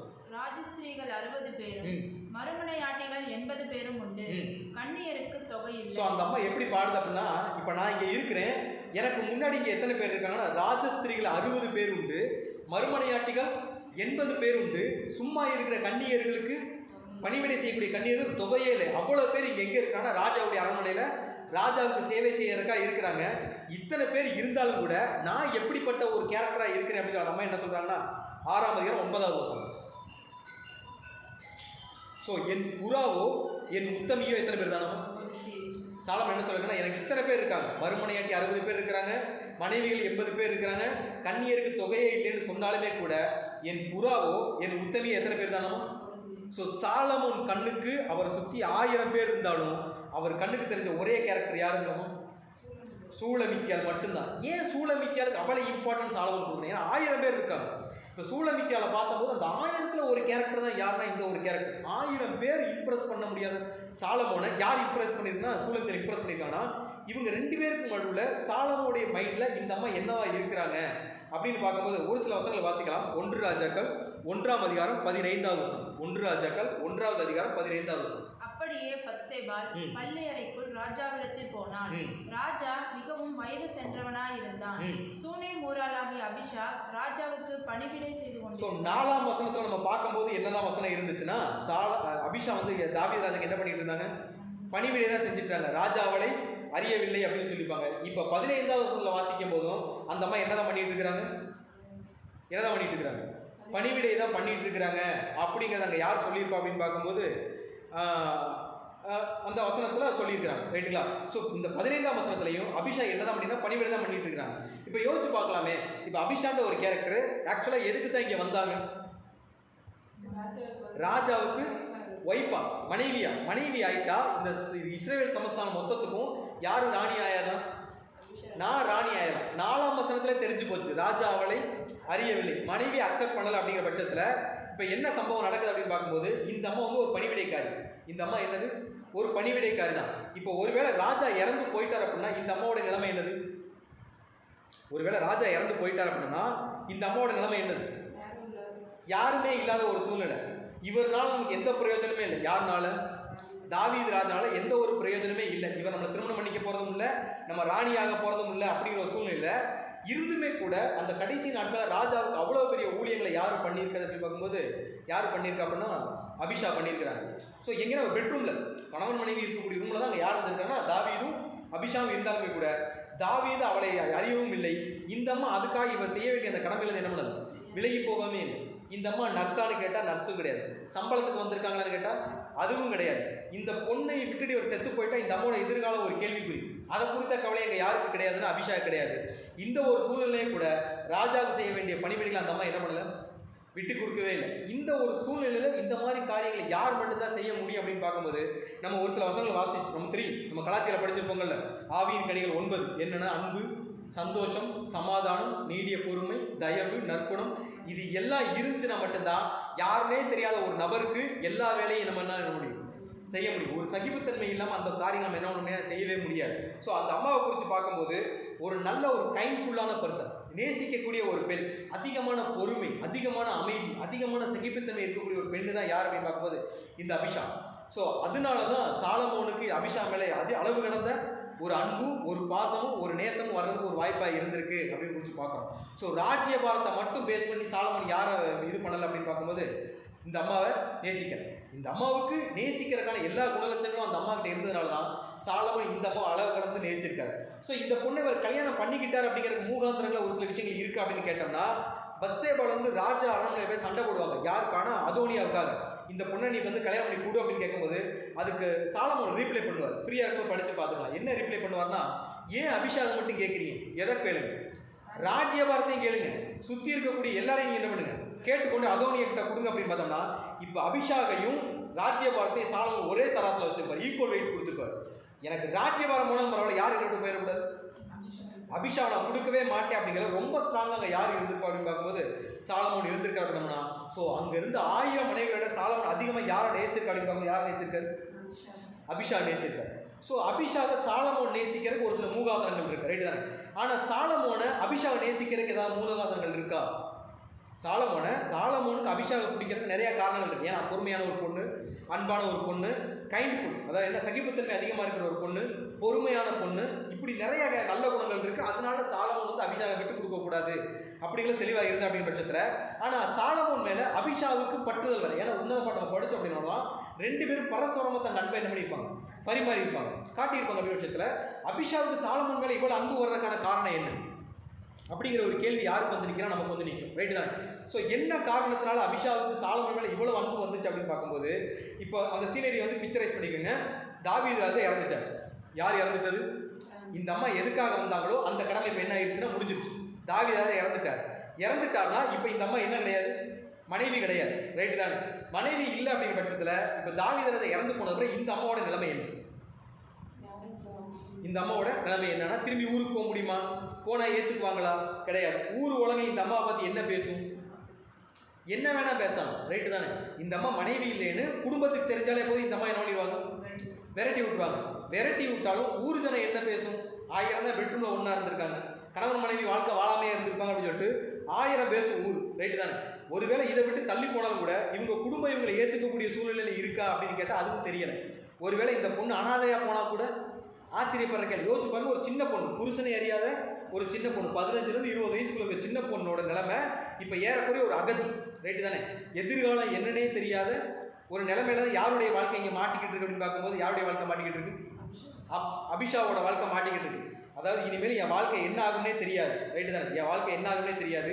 இனி ஒரு அடிமையாக இருக்க போகிறேன்னா, இல்லை எங்கள் ஊரில் போய் எங்கள் சொந்த ஊருக்காரில் இருக்க போகிறோம், இனிமேல் எனக்கு என்னை யாராவது கல்யாணம் பண்ணிக்குவாங்களா மாட்டாங்களா, இப்படிங்கிற அநேக கேள்விகள் அங்கே யாருக்குள்ள வந்துட்டு இருக்கும் அப்படின்னு பார்க்கும்போது அபிஷா மனசில் வந்துட்டு இருக்கும். இந்த டைம் லைனில் அபிஷாவோட லைஃப்பில் வந்த கேரக்டர் தான் யாருன்னா அதோனியா. ஒருவேளை அபிஷாவை கல்யாணம் பண்ணியிருந்தா கூட அபிஷாவோட வாழ்க்கை நல்லா அமைஞ்சிருக்குமா? ஏன்னா அவங்க அண்ணனை பார்த்து தான் அபிஷாவை கல்யாணம் பண்ணி பிளான் பண்ணார். கல்யாணம் பண்ணியிருந்தா கூட அபிஷாவை ஒரு அடிமையை தான் ட்ரீட் பண்ணியிருப்பார் ஒழிய ஒரு நல்ல ஒரு நேசத்தோடு அவர் நேசிச்சாரான்னு கேட்டால் கிடையாது. ஸோ எல்லா பக்கமும் ஒரு இக்கட்டான சூழ்நிலை தான் யாருடைய வாழ்க்கையை மாறிட்டு இருக்கு. ஸோ எதிர்காலம் என்னன்னே தெரியாமல் ஒரு அபலை பெண்ணுன்னு சொல்லுவோம்ல, ரொம்ப ஒரு கைவிடப்பட்ட நிலைமையில ஒரு அகதி மாதிரி எதிர்காலம்னா என்னன்னே தெரியாமல் ஒரு பரிதவிப்புக்குள்ளே இருந்த ஒரு சூழ்நிலையில் அந்த அம்மாவோட லைஃப்பில் என்ட்ரியான ஒரு கேரக்டர் தான் யார் அப்படின்னு பார்க்கும்போது யார்? சாலமோன். நான் இருக்கிறேன், என்ன பண்ணுறேன், நான் இருக்கிறேன், யாரை பற்றி எதை பற்றியும் கவலைப்பட வேண்டாம்னு சொல்லிட்டு அந்த பொண்ணோட கேரக்டர் மட்டும் பேஸ் பண்ணி அதுக்கு மட்டும் முக்கியத்துவம் கொடுத்து அந்த பொண்ணை சாலமோன் என்ன பண்ணியிருப்பார்னா திருமணம் பண்ணி அந்த பொண்ணை வந்து தன்னுடன் சேர்த்து கொண்டிருப்பார். திருமணம் பண்ணிட்டார் அப்படிங்கிற எதை வச்சு உறுதிப்படுத்தணும் அப்படின்னு பார்த்தோம்னா, தாவீதோட லைஃப் ஹிஸ்ட்ரியிலையும் சரி, சாலமோனோட லைஃப் ஹிஸ்ட்ரியும் சரி, சூனே மூரிலே சேர்ந்த ஒரே பொண்ணு யார் மட்டும்தான் இருக்கிறான்னா இந்த ஒரு பொண்ணு மட்டும் தான் இருக்கிறாங்க. ஸோ இந்த பொண்ணுக்கு இவ்வளோ இன்டென்ஸ் பைபிள் கொடுத்துருக்கு அப்படின்னா காரணமாக என்ன பண்ணியிருக்காரு, கொடுத்துருக்காரு. என்ன தெளிவாக சொல்லணும்னா, அந்த பொண்ணை வந்து கல்யாணம் பண்ணி வச்சாங்க. யாருக்குன்னா தாவீதுக்கு மனைவியாக கொடுத்தாங்க. ஆனால் தாவீது அவளை அறியவில்லை அப்படிங்கிற வசனத்தில் பைபிள் ஸ்கெட்ச் பண்ண வேண்டிய அவசியமே இல்லை. ஸ்கெட்ச் பண்ணியிருக்க அப்படின்னா இந்த பொண்ணுக்கு ஒரு ஃபியூச்சரை பைபிள் என்ன பண்ணி டிசைன் பண்ணி வச்சிருக்கு அப்படிங்கிறத புரிய வைக்கிறக்காக தான் அந்த வசனத்தையெல்லாம் பைபிள்னே அவங்க வந்து பதிவு பண்ணியிருக்கிறாங்க அப்படின்னு நம்ம புரிஞ்சுக்கலாம். ஸோ அப்படிப்பட்ட 2 பேரை பற்றி எழுதின ஒரு புக்கு தான் எந்த ஒரு புக்கு அப்படின்னு பார்க்கும்போது எந்த புக்கு? சாங்ஸ் ஆஃப் சாலமன், உன்னத பாட்டு. ஒரு டிவைனான ஒரு அன்பு, ஒரு தெய்வீகமான ஒரு அன்பு, ஒரு அதாவது என்ன கட்டுப்படுத்த முடியாத ஒரு அன்பின் வெளிப்பாடாக எழுதின புக்கு தான் என்னன்னா இந்த ஒரு புக்கு. நம்மளால படிக்க முடியாத, நம்மளால் ஏற்றுக்கொள்ள முடியாத, நம்மளால் கிளியர் பிக்சராக பார்க்க முடியாத ஒரு புக்கு தான் எந்த புக்குன்னா இந்த புக்கு. இந்த புக்கை குறித்து சொன்னால் ஒரே வார்த்தையில் இந்த வசனத்தை சொல்லலாம். ஏன்னா அன்கம்ஃபர்டபுள் ட்ரூத். ஆனாலும் இது என்னது? நமக்கு பிடிச்சிருக்கோ பிடிக்கலையோ, நமக்கு நல்லா தெரியுதோ நல்லா தெரியலையோ, நம்மளால் ஏற்றுக்கொள்ள முடியுதோ முடியலையோ, இது என்னது? இது ட்ரூத். இது அன்கம்ஃபர்டபுளாக இருந்தாலும் இது ட்ரூத். இதை நம்ம புரிஞ்சுக்கிற விதமாக புரிஞ்சுக்கிட்டு அப்படின்னு பார்த்தோம்னா மற்ற புக்குகளை படிக்கும்போது இருக்கக்கூடிய சந்தோஷம் எதை படிக்கும்போது இருக்கும்?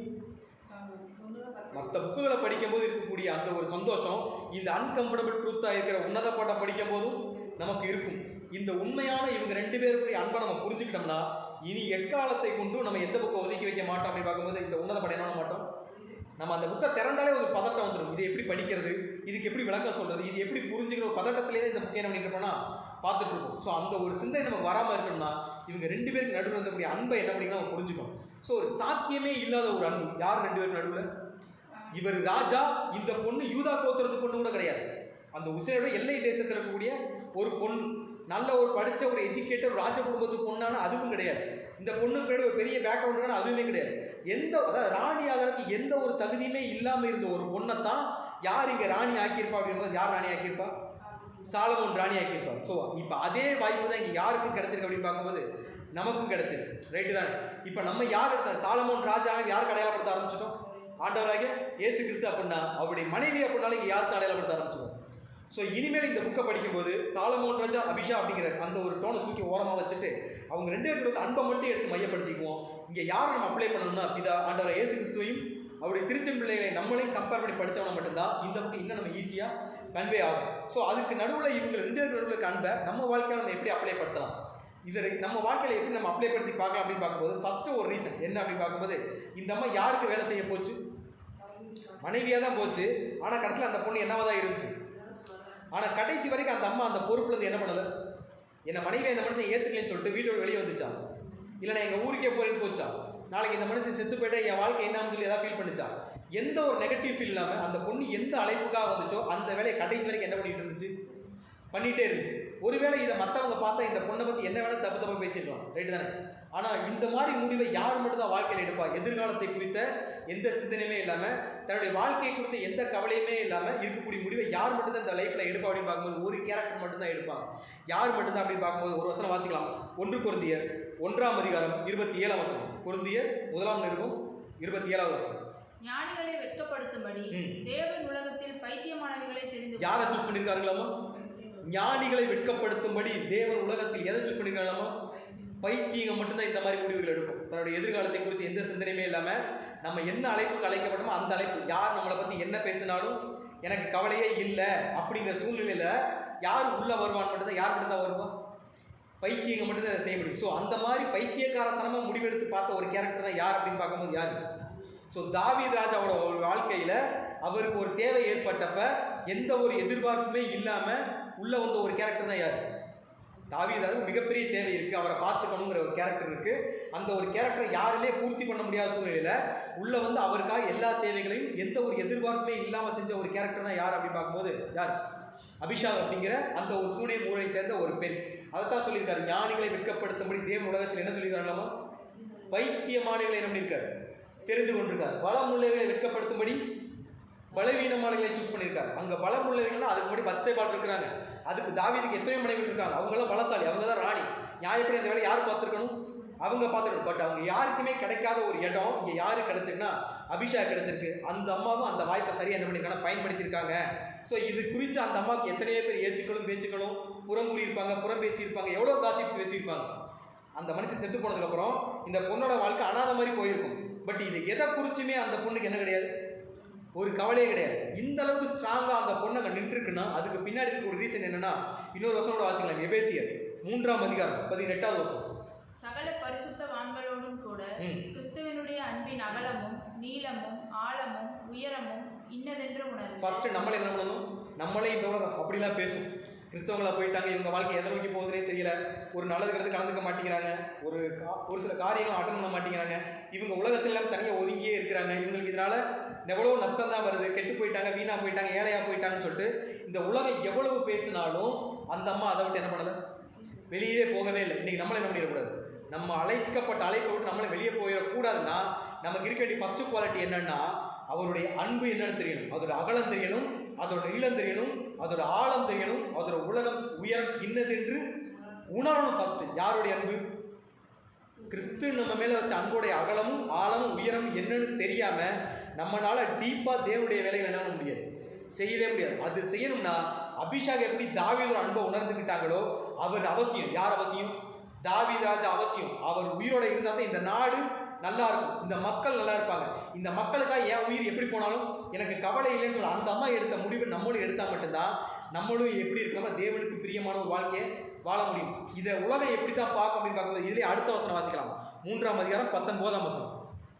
எபேசியர் 3:19. அறிவு கெட்டாத அந்த அன்பை அறிந்து கொள்ள வல்லவர்களாகவும் தேவனுடைய சகல பரிபூரணத்தாலும் நிறையப்படும். ஸோ இது எப்படிப்பட்ட அன்புனா மனிதனுடைய அறிவுக்கு வெளியே இருந்து பார்க்கும்போது நம்மளை பைத்தியம் மாதிரி தான் தெரியும், அறிவு இல்லாதவங்க மாதிரி தான் தெரியும், புத்தி இல்லாத மாதிரி தான் தெரியும். ஆனால் நம்மளுடைய அறிவும் நம்முடைய ஞானமும் யாருக்கு மட்டும்தான் தெரியுமா? தேவனுக்கு மட்டும்தான். நம்ம அதுக்கு மட்டும்தான் செலவு பண்ணிட்டு இருக்கோம்னா ஸோ இந்த அன்பு எப்படிப்பட்ட அன்புனா அறிவு கெட்டாத இந்த அன்பை அறிந்து கொள்ள வல்லவர்களாகவும் தேவனுடைய சகல பரிபூரணத்தாலும் நிறையப்படவும் அவர் தமது மகிமையுடைய ஐஸ்வர்யத்தின்படியே உங்களுக்கு அனுக்கிரகமும் பண்ணவும் யார் வேண்டிக்கிறார்களாமோ? அப்போஸ்தலன் பவுல் இந்த விஷயம் சொல்லிட்டு இருப்பார். ஸோ இன்னைக்கு நமக்காக கிறிஸ்து வேண்டிட்டு இருக்கிறார். எப்படின்னா இவங்க இந்த அன்புக்குள்ளேயே இருக்கணும். எந்த அன்புக்குள்ள? தேவனுக்கும் நமக்கும், கிறிஸ்துவுக்கும் நமக்கும் இருக்கக்கூடிய அன்புக்குள்ளேயே கடைசி வரைக்கும் நிலைச்சிருக்கணும். யார் மாதிரி? யார் மாதிரி? அபிஷாக் மாதிரி. அபிஷாக் தாவீதை விட்டு விலகி போல. தாவீது அபிஷாக் அனாதையை விட்டு போனதுக்கு அப்புறம் கூட சாலமோன் அவர் என்ன பண்ணது? கடைசி வரைக்கும் விடலை. சாலமோன் அதில் கிளியரா இருந்தார். அபிஷாக் எனக்கானவர், இவளை என்ன பண்ண மாட்டேன், கடைசி வரைக்கும் நான் விட மாட்டேன்னு சொன்ன மாதிரி இப்போ அதே முடிவை இங்கே யார் எடுத்திருக்கிறது?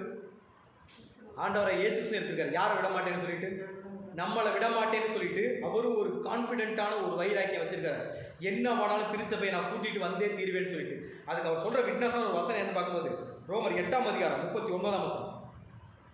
ரோமர் 8:39. உயர்வானாலும் தாழ்வானாலும் வேற எந்த சிருஷ்டியானாலும் நம்முடைய கர்த்தராகிய கிறிஸ்து இயேசுவில் உள்ள தேவனுடைய அன்பை விட்டு நம்மை பிரிக்க மாட்டாது என்று நிச்சயம். ஸோ நம்மளை யாரும் என்ன பண்ண முடியாதுங்களாமா? சாலமோன் டிசைட் பண்ணிட்டார்.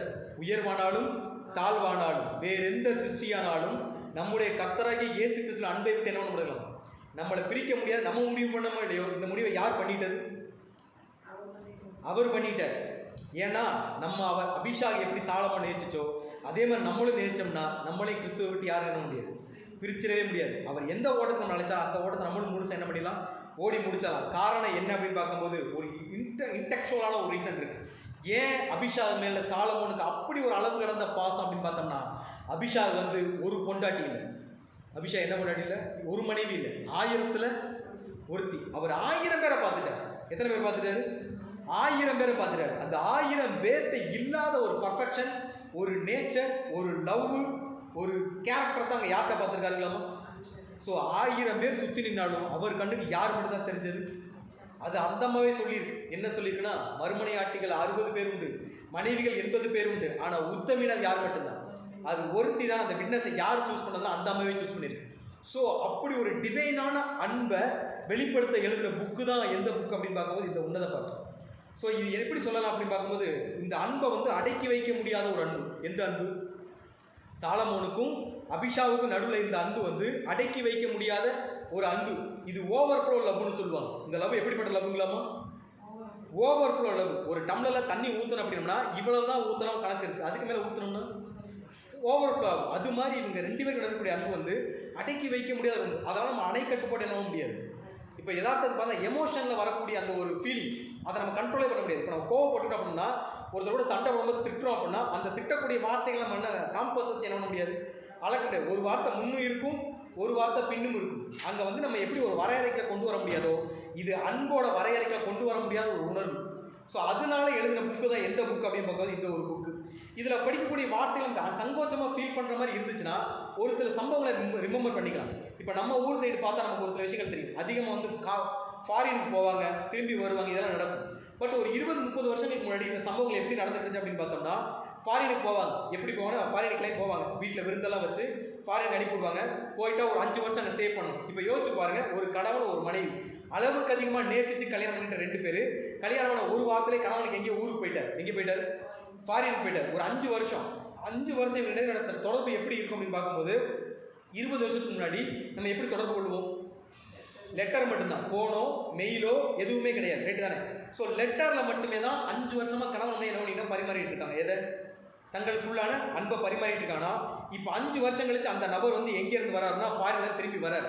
எல்லாரும் ஏர்போர்ட்டுக்கு போய் நிற்கிறாங்க அப்படின்னு பார்க்கும்போது அந்த கணவன் மனைவி சந்திச்சு கொள்ளும் போது ஒரு நிகழ்வு நடக்கும்ல, ஓடி போய் என்ன பண்ணிப்பாங்க, ஆற தழுவி கொள்வாங்கன்னு சொல்லுவோம், ரைட்டு தானே? அப்போ அந்த நிகழ்வை பார்க்குறவங்களுக்கு அதை பார்க்கும்போது எப்படி ஃபீல் ஆகும்? சுற்றி பார்க்குறவங்க எல்லாருமே அவங்க 100 பேர் நிற்பாங்க, 1000 பேர் நிற்பாங்க ஏர்போர்ட்டில். பட் 5 வருஷம் கழிச்சு கணவன் மனைவியோ மனைவி கணவனை பார்க்கும்போது ஆற தழுவி வரவேற்கக்கூடிய அந்த நிகழ்வை சுற்றி இருக்கவங்க பார்க்கும்போது எப்படி ஃபீல் பண்ணுவாங்கன்னு கேட்குறேன். ஒரு அன்கம்ஃபர்டபுளாக சங்கோஜமாக ஃபீல் பண்ணுவாங்களா? அது வந்து எக்ஸ்ட்ரீமான அன்பின் வெளிப்பாடு. அப்படிப்பட்ட ஒரு வெளிப்பாடு தான் எதுனா இந்த புக்கில் அபிஷாவுக்கு சாலமோன் மேலேயும் சாலமோனுக்கு அபிஷா மேலேயும் வெளிப்பட்ட ஒரு அன்பு என்னன்னா அந்த மாதிரி ஒரு அன்பு. ஸோ அங்கே இருக்கிறவங்களுக்கு அது சங்கோஜமாக ஃபீல் ஆகாதுன்னா சாதாரண உலக ஜனங்களுக்கு அது சங்கோஜமாக ஃபீல் ஆகலைங்கிறப்ப திருச்செவன் பிள்ளைகள் அழைக்கப்பட்ட நமக்கு இது சங்கோஜமாக ஃபீல் ஆச்சுன்னா தப்பு யார் மேலே இருக்குது? நம்ம மேலே தான் இருக்கக்கூடிய தப்பு எங்கே இல்லை அப்படின்னா இந்த புக்கில் இல்லை. ஸோ இனிமேல் இந்த புக்கை படிக்கும் போது இப்படி ஒரு டிவைனான ஒரு அன்பு இது வரைக்கும் பார்க்காத ஒருத்தர் என்ன பண்ண போகிறேன், பார்க்க போகிறேன். எனக்காக ராஜ்ய வார்த்தையை விட்டுட்டு எத்தனையோ ராணிகள் அவருக்காக வெயிட் பண்ணிட்டு இருக்காங்க. யாருக்காக? சாலமோனுக்காக. எத்தனையோ ராணிகள் சாலமோனுக்காக வெயிட் பண்ணிட்டு இருக்கும்போது கூட இவர் யாருக்காக வராரு? எனக்காக வராரு. அப்படிங்கிறப்ப அந்த ஒரு அன்பு கட்டுப்படுத்த முடியாத ஒரு அன்போட வெளிப்பாடு தான் யார் எழுதியிருப்பாருன்னா உன்னத பாட்டு புக்கை சாலமோனை எழுதியிருப்பார். அந்த ஒரு மைண்ட் செட்டில் படித்தோம் அப்படின்னா உன்னத பாட்டு மாதிரி ஒரு டிவைனான புக்கு வேறு எந்த புக்குமே இருக்காது. ஏன்னா உண்மையிலே நம்மளால் எதுக்காக அழைக்கப்பட்டிருக்கோம்? கிறிஸ்து என்னும் ஒரே புருஷனுக்கு என்னவா நியமிக்கப்பட்டிருக்கோம்? மனைவியாக நியமிக்கப்பட்டிருக்கிறோம்னா நம்ம 2 பேருக்கு நடுவில் இருக்கக்கூடிய அன்பு எப்படி இருக்கணும்னு புரிஞ்சுக்கணும்னாலே நம்ம எதை புரிஞ்சுக்கிட்டு ஆகணும்னா இந்த உன்னத பாட்டை புரிஞ்சுக்கிட்டே ஆகணும். இதை நம்ம சங்கோஜமாக பார்த்து அன்கம்ஃபர்டபுளாக ஃபீல் பண்ணிட்டு இருந்தோம்னா இந்த அன்பை நம்மளால் வெளிப்படுத்தவே முடியாது. நமக்கும் உலகத்தாருக்கு எந்த ஒரு வித்தியாசமே இல்லாமல் போயிடும். உலகத்தார் தப்பாக பார்க்கணும், அது அவங்களுடைய மனநிலை, ரைட்டு தானே? உள்ள என்ன இருக்கோ அதுதான் பிக்சரைஸ் ஆகும். ஸோ நம்ம மைண்டை நெகட்டிவாக வச்சுட்டு பார்த்தோம்னா இது எப்படி தான் தெரியும்? சொல்லுவாங்களே மஞ்சள் கண்ணாடி போட்டு பார்க்குறவங்களுக்கு எல்லாமே எப்படி தான் தெரியும்? மஞ்சளாக தான் தெரியும். அப்படி பார்த்தும் கூட எல்லா ரட்சிப்புக்குள்ள வந்து நமக்கு இந்த புக்கு தப்பாக தெரியுதுன்னா பிரச்சனை யார் மேலே இருக்குது? நம்ம மேலே இருக்குது. இன்னும் இந்த புக்கை படிக்கிறதுக்கு ஒரு அன்கம்ஃபர்டபுள் ஃபீலாக இருக்குன்றது சங்கோச்சமாக இருக்குன்னா அதுக்கு பைபிளே ஒரு வசனம் சொல்கிறார். என்ன வசனம் அப்படின்னு பார்த்துக்கலாம். தீத்து 1ஆம் அதிகாரம் 15ஆவது வசனம். தீத்து 1ஆவது அதிகாரம் 15ஆவது வசனம். சுத்தம் உள்ளவர்களுக்கு சகலமும். ஸோ அப்போஸ்தலன் பவுல் கிளியராக சொல்லிட்டார், சுத்தம் உள்ளவர்களுக்கு சகலம் எப்படி தான் இருக்கும்? சுத்தமாக தான் இருக்கும். அவர் சொல்லிட்டார், அதான் பிதா தேவன் சொல்லுவார்ல, இந்த பூமியில் இருக்கக்கூடிய சகலம் எனக்கு முன்னாடி எப்படி இருக்குங்களாமா? நிர்வாணமாக இருக்குன்னு சொல்லிட்டார். அவர் அதை பற்றி என்ன பண்ணலை, கவலைப்படலை. ஸோ இங்கே என்ன சொல்லியிருக்காருன்னா சுத்தம் உள்ளவர்களுக்கு சகலம் எப்படி தான் இருக்கும்?